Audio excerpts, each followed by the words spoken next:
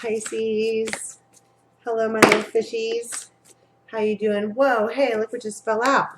6 of Cups. Talking about the past. Talking about people from your soul tribe. Talking about remembering. I want to talk about little feet or little bit. Like, hey, little bit. Something about the past. What else you got for? So this is going to be for Pisces and Pisces cross watchers for about a week. Sorry, I kind of went off there on my spiel already. It doesn't matter when this was uploaded. It's just about a week from whenever you watch it, all right? So please do like, subscribe, and share. If you want to watch the extended, the link for that is in the box below. So calling in guides, angels, and anyone from the highest good for Pisces for about 7 days. What do we have for Pisces, please? Okay. Oh, I grabbed 2. Whoa. Bottom of the deck. 2 of Cups and the Emperor. I want to be like the Emperor is being hit by the love bug. So, you know, the bottom of the deck talks about what is holding up all the rest of the cards, right? That's the foundation. It's the bottom. It's the ones that are dug way deep down into the earth, right? And again, I just saw the 6 of Cups and I was talking about the past and something about a little bit. I kind of want to be like, this might be father-daughter, but it could also be, you know, this could be work. I just feel like the 6 of Cups was significant and it just like plopped out and it was like really wanting to come out. But let's talk about the cards that are here. So we have on the mind, first off, we have the Emperor. And this is going to be the masculine, whether that's Pisces or not, in this scenario. And he is like not himself, right? He's in the reverse over or about or because of a union or reunion or 2 of Cups, whatever. So here we have the Knight of Fire, 9 of Fire. This deck, we need to be really careful about whatever it is that we're messing with because it's on fire. And whenever I see stars, I talk about, or I feel like hopes and wishes and dreams and stuff like that. You know, important stuff. But you also have to remember that it's on fire. And if it were to go bad, more things would catch on fire. Starting with her sleeve of her shirt, which looks like it's probably mostly there anyways, right? It's a little bit careless to just be all willy-nilly swinging to and fro with your fire lantern. Am I right? Talking about risk. Then we have the Chariot. So this is moving forward. This is I usually call that the yes card, right? The Chariot. It could be talking about Cancer season. This could be talking about Aries season, which is now. Right?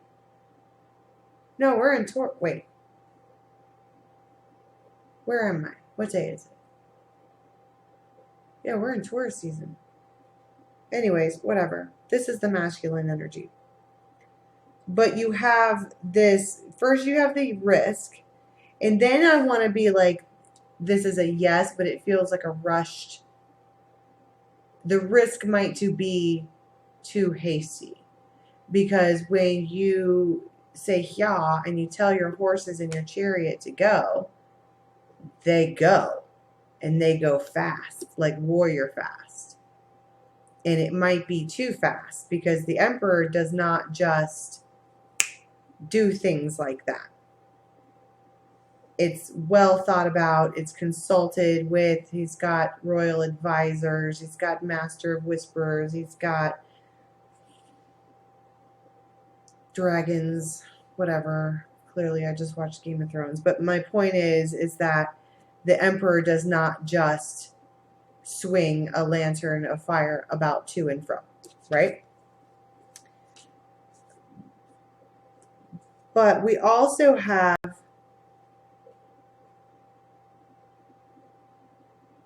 kind of crowning it all is not giving the offer because they don't think it'll work, right? Three of Pentacles, Knight of Pentacles in reverse. And it's got this, because this is probably the feminine here, masculine and feminine.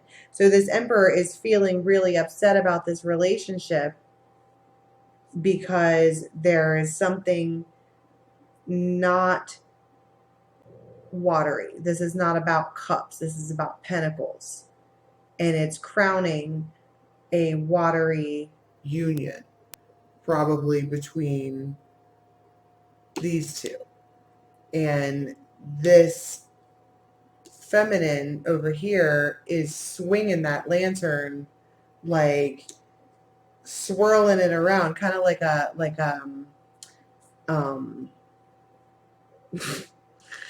what is that?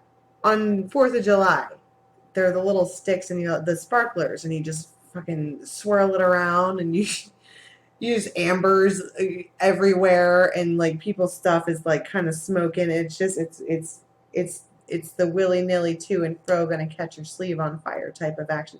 And she's ready to go right now, right now, right now. And with this overall, like, you know, it's not gonna work. It doesn't feel like, and this is what I was saying about the Emperor doing advising and like consulting with whoever and like considering this pentacle issue and that pentacle issue.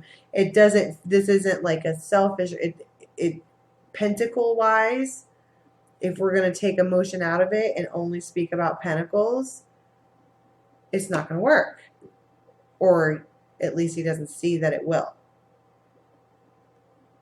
So let's pull out the fairies and see what kind of influences we have coming up for this week for Pisces. Who do we have for Pisces?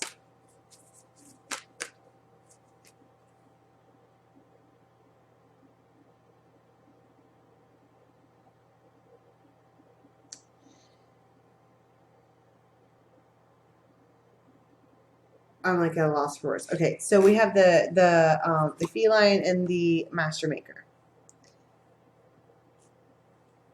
These two just came out in a different reading, but I did Aquarius maybe.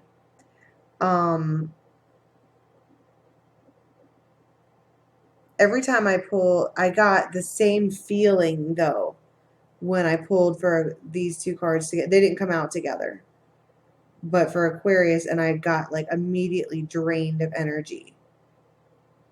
Like this, swirling this around, all crazy all over the place, is draining. And so this is like the masculine, like, look, and gets on her head. He's like, you need to do it like this. You need to tidy up this loose end and that loose end. And it's almost like at this point kind of maybe being not bossy, but being like, look, just stop, kind of being emperor about it, right? Except he gets on her head and he won't let her go anywhere else. I'm saying her because I'm talking about masculine and feminine. And she gets like, she's not happy about it. But it's like, in order to achieve this, you need to do this and this and this and this and this. And the feminine is like, harbor. Like, are you fucking kidding me? Like, she doesn't, not happy. But again, the emperor does not just do pentacle things on a whim. It's not a no, it's just as is, it's not going to work as is.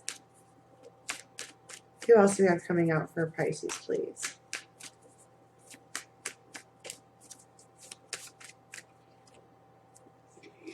Yeah, it's the Pook. I love the Pook. This is actually my Pisces card Because if that doesn't look like a Pisces, I don't know what does.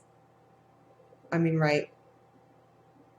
But it's also both sides of the coin, also like Pisces is. Either they swim up to the light and they're all bioluminescent, or they swim down to the deep, hidden in the shadows, still bioluminescent, right? The good and the bad, that's good. This is coming up with a resolution. And I think that this is kind of like Pisces embodying, if this is the Pisces masculine, embodying themselves, like, look, that's this, look. And he is also like pointing, it's this very like kind of pointing, like it needs to be like this. Here is the resolution. You're not going to like all of it, but here's what I can come up with. I keep hearing come up with. Here's what I can come up with. And it almost seems like whatever this pentacle thing is up here seems like an impossible feat. But there's balance happening, right? But I think what's important to note here is that there's more than one person in this scenario. There's people watching, there's people involved, there's people doing other little things. There's plenty of things in this in order to make it happen. It's just, again, takes careful planning, meticulous, whatever, in order to get it to happen. So I'm going to do an extended. I want to see what the resolution is. I want to see what they end up coming up with to make it work, whatever it is. And we're going to find out what it is for some of you. And then we're going to kind of look into a little bit farther than a week and see what happens after some of these actions are taken. So if you're interested, please follow the link below to Vimeo. And if this is where we part ways, Pisces, thanks so much for stopping by, and I'll catch you next week. Have a good one.